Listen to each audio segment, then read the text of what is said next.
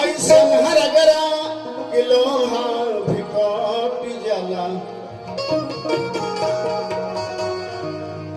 पानी दरेरेला तो पत्थर भी हट जाला। बात कैसन होखे पटवला से पट जाला।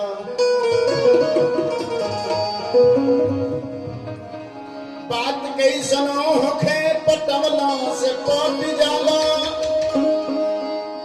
कहे श्री राम के चुमुक ऐसन सट जाला।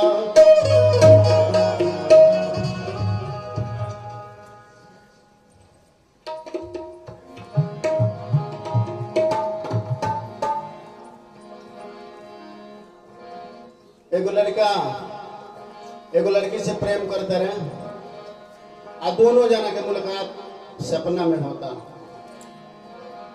एक बार ना कई बार हो जाता। लड़की क्रोध में आके कहता, अरे छोड़ बिना जान छोटड़ा के,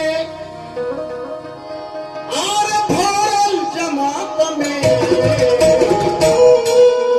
सपना में आके सुतल बा सो के रात में।